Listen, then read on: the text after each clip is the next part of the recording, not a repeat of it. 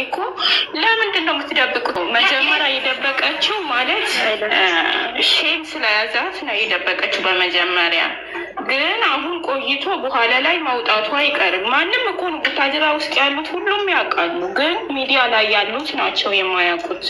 እስቲ ማን ነው የአብርሽ የድሮ ፍቅረኛው የነበረችው ነፂ በቅርብ ሰዓታት ውስጥ የሰራችውን ቪዲዮ ተመልክቶ የተገረመው? የልጁን አባት እናገራለሁ ብላ እንዲሁ ጉዳዩን ስታልመዘምዝ ጉዳዩን እንዲሁ ወዲያ ወዲህ ስትል ሳትናገር ቀርታለች። እህት ወንድሞቿ እሳት ለብሰው እሳት ጎርሰው ንገሪን የልጅሽ አባት ማን ነው ሲሏት ነበረ። እኛ ሙሉ ዝርዝር መረጃው ከሚኖሩበት ከቡታጅራ አካባቢ ደርሶናል፣ በዝርዝር እናሰማችኋለን። ይህ ጉዳይ እስኪረጋገጥ ጉዳዩን በዝምታ ይዘነው ነበር። ዛሬ ግን የደረሱን ወሳኝ መረጃዎች ስላሉ ሁሉንም በዝርዝር እናስደምጣለን። ሰላም ውድ የሀገሬ ልጆች፣ ሰው ሲጨነቅ አብራችሁ የምትጨነቁ እናንተ ቅን ደጋግ የሀገሬ ልጆች በያላችሁበት ሁሉ ሰላማችሁ ይብዛልኝ። ፈጣሪ አምላክ ጤናችሁን ይስጥልኝ። ለዚህ ቻናል አዲስ ከሆናችሁ ሰብስክራይብ እንድታረጉኝ ስል በአክብሮት ካለሁበት ተነስቼ ጠይቄያለሁ። ሰብስክራይብ በማድረግ ቤተሰብ ሁኑኝ። ቀጥታ ይዤ ወደ መጣሁት ዝርዝር መረጃ እናልፋለን። እንግዲህ የአብርሽና የሩታ ጉዳይ በጣም አሳሳቢ ደረጃ ደርሷል። አባት ወላጆች እንኳን ቢገቡበት ሊታረቁ ሊስማሙ አልቻሉም ነበር። ጉዳዩን ለማስታወስ ያህል እንግዲህ የአብርሽ የድሮ ፍቅረኛ ነፂ የምትባል ወደ ሚዲያ በመምጣት አብርሽ የኔ ጓደኛ የኔ ፍቅረኛ ነው ስትል ነበር። በዚህ በኩል ሩታ ደግሞ ያለውን ነገር ግልጽ ሆኖ ይነገረኝ እያለች ባለችበት ሰዓት አብርሽ ለብቻው ሆኖ ነፂ ከቡታጅራ መታ በነበረበት ወቅት ብቻውን ሆኖ አግኝቷታል ማለት ነው። ታዲያ በዚህ ሁኔታ ሩታ ጥርጣሬ ውስጥ ገብታ እስካሁን ድረስ ጉዳዩ እየተካረረ እየተባባሰ መጥቶ ተለያይተው ነበር። ታዲያ አብርሽ በተደጋጋሚ የሰራው ስህተትን ተገንዝቦ ከነፂ ጋርም ምንም ግንኙነት የለኝም ዝም ብዬም ነው ያገኘኋት እንደምታስቢውም አይደለም እያለ ደጋግሞ ሩታን ለማስረዳት እየሞከረ ነው። ይሁን እንጂ ሩታ በአሁኑ በብዙ ነገር የጨከነች ትመስላለች። ጋሽዬም በጣም ተወዳለች፣ ታከብራለች። ጋሽዬ እንኳን ሲለምኗት በአሁኑ ልትታረቅ አልቻለችም ነበር ማለት ነው። የእሷም የቅርብ ቤተሰቦች ሁሉ በእህታችን መጮት አትችልም እያሉ አብርሽን እየተናገሩ ከቤቷም እያባረሩት ይገኛል ማለት ነው። ታዲያ እንግዲህ ይህ በእንዲህ እንዳለ በተቻለው መጠን ይቅርታም እየጠየቀ እየተለማመጠ ባለበት ሰዓት ባለፉት ሳምንታት ውስጥ ነፂ እንግዲህ ያደገች ልጅ 3-4 ዓመት የምትገመትን ልጄ መጣች ልጄ ነች ብላ ወደ ሚዲያ መጣ ነበር። ይህ ሁሉ ከመከሰቱ በፊት በቻናላችን ሰርተን ነበር። እኔም አብርሽም የደበቅነው በጋራ የምናውቀው ሚስጥር አለ ብላ በአፏ ተናግራ ነበር ነፂ። ታዲያ በዚህ ወቅት ይሄ ሚስጥር ልጅ ሳይኖራቸው አይቀርም ተብሎ በውስጥ ከቡታጅራ የተለያዩ መረጃዎች ተልከውልኝ ነበር። እኛም እንደዚሁ ዝም ብለን ጠቆም አድርገን ነበር ያለፍነው።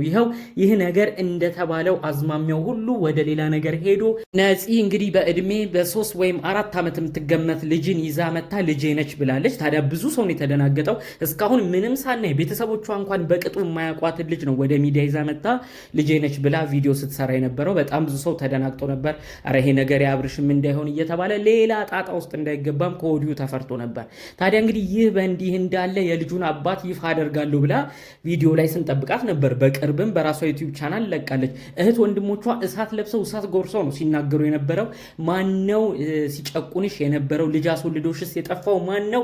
ንገሪን እያሉ ሲያስጨንቋት ያው ነፂ ያው ከተናገርኩ አሁን ላይ ያንን ግለሰብ አንድ ነገር ልታደርጉት ትችላላችሁ፣ ልትደበድቡት ትችላላችሁ፣ ሌላ ጣጣ እንዲመጣ ስለማልፈልግ አልናገርም ብላ ያ ቪዲዮ ሳትናገር ነው ያለቀው። ታዲያ በዚህ ቪዲዮም ብዙ ሰው ነው በኮሜንት ምንድነው ይቺ ልጅ ስራዋ ለምንድነው ግልጽ አርጋ የማትናገረው? ለምንድነው ነገር የምታራዝመው?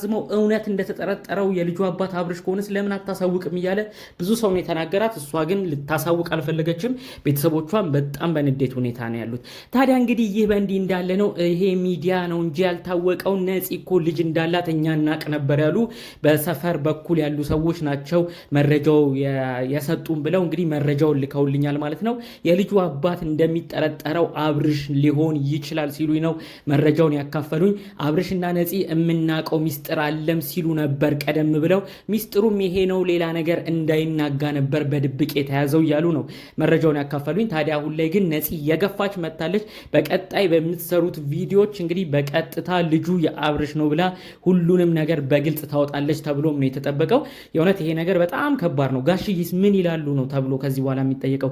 ጋሽዬ እኮ ያው የአብርሽ ያለፈ ህይወቱ ነው ከነፂ ጋር ምንም የለም ብለው ነው እያሰቡ የሚገኙት። ያንንም ስላመኑ ነው ከሩታ ጋር ሊያስታርቁት የነበረው። አስቡት እንግዲህ እውነት አብርሽ እንደተባለው ልጅ እያለው ደብቆ እንዲሁም በድብቅም አስቀምጦ ነፂንም እንዳትናገር ጫና እያደረገ ከሆነ ደግሞ ምን አይነት ነገር ነው ሊሄድ የሚችለው? ምን አይነት ነገር ነው ሊከሰት የሚችለው? የእውነት በጣም ግራ ያጋባል። ልጅ የእግዚአብሔር ስጦታ ነው። ልጅ የፈጣሪ ስጦታ ነው፣ በረከት ነው።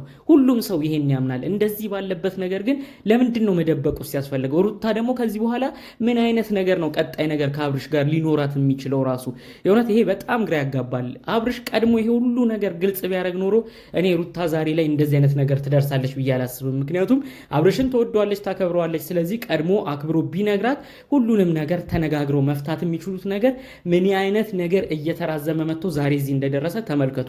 የሩታ እናትም በዚህ በጭምጭምታ ወሬ ቡታጅራ ሆነው ገና ካሁኑ እያበዱ ነው የሚገኘው ነው ተብሎ መረጃ የደረሰኝ። የሩታ እናት በበኩላቸው ምንድነው የተያዘው ነገር? ቀልድ ነው? ምንድነው የያዙት? ለምንድነው ይሄስ ልጅ የሁሉ ነገር የሚወራበት? ልጅ እስካለው ለምንድነው ግልጽ አድርጎ የማይናገረው? እንዲሁም ነፂ የምትባለውስ የልጁ አባት ከሆነ ለምንድነው አብርሽን የማትናገረው? አብርሽ ነው የልጁ አባት ብላት ለምንድነው የማታሳውቀው? ብለው የሩታ እናትም በሁኔታው በጣም እንደተደናገጡም ጭምር መረጃዎቹ ተሰምተዋል ማለት ነው።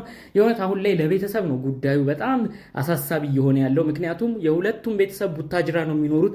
የሁለቱም ቤተሰቦች የአብርሽም የሩታን ቤተሰቦች የሚያውቁት አብርሽና ሩታ በትዳር እንዳሉ ነው የሰፈር ሰው ሁሉ የሚያውቀው። እና በእንደዚህ አይነት ነገር በተሰማ ቁጥር የሆነ ኮሽ ባለ ቁጥር ቤተሰቦቻቸው በቃ ሰው ሁሉ ነው እየጠየቀ ምንድን ነው እያለ እያደረቃቸው የሚገኘው። የሩታ እናት ሁሉ ነገር እንደሰለቻቸውም መረጃዎቹ ወጥተዋል ማለት ነው። እንግዲህ አብርሽ እውነትም ልጅ ከነፂ ኖሮክ እስካሁን እየደበቅ ሚዲያም ላይ አይወራም ብለህ አስበህ ከሆነ በጣም ከባድ ውሳኔ ወስነህ ነው በህይወት የሄድከው። ሩታን ከዚህ በኋላ ለማግኘት የእውነት በጣም ይከብድሃል ብዬም ነው የማስበው። መለያየታቸውም በይፋ ወጥቶ የእውነት እንዳይለያዩም ከወዲሁ ተፈርቷል ማለት ነው። እንግዲህ በቀጣይ እቺ ነፂ የምትባል ልጅ ምን ይዛ እንደምትመጣ ብዙዎች ለማወቅ ነው የጓጉት። በደፈናው ግን ብዙዎች እያሉ ያሉት በተለይ ቡታጅራ በቅርብ የምናውቃቸው ሰዎች ነን ያሉ ሰዎች ነፂ ከአብርሽ ልጅ አላት ነው ያሉት። እንግዲህ አብርሽ ምን አይነት ማስረጃ ይዞ መጥቶ ይሄን ነገር ውሸት እንደሆነ ሊያስረዳ እንደሚችል አናቅም። ነፂ ደግሞ እንግዲህ ወደ ሚዲያ መታሷ ደግሞ አብርሽ አባት ነው ብላ እሷም ታስረዳ ይሆናል፣ ልምና ይሆናል። ከዚህ በኋላ ግን የእውነት የሩታና የአብርሽ ነገር እንዴት ይቀጥላል ብሎ ለማሰብ በጣም ከባድ ነው። እንኳን ልጅ ኖሮት ደብቋት አይደለም እንዲሁ ከነፂ ጋር ጠርጥራው አሁንም ፍቅር ግንኙነት አላቋረጠም ብላው ነው እስካሁን ጨክናበት ይሄ ሁሉ መካረር ውስጥ ገብተው እንግዲህ እስከ መለያየት የደረሱት ማለት ነው። የእውነት ያሉት ነገሮች ትንሽ ያስደነግጣሉ። እንደው የጋሽዬ ልጆች ጋሽዬ በጣም መልካም ሰው ናቸው። በጨዋታቸው በንግግራቸው ብዙዎች ይወዷቸዋል፣ ያከብሯቸዋል።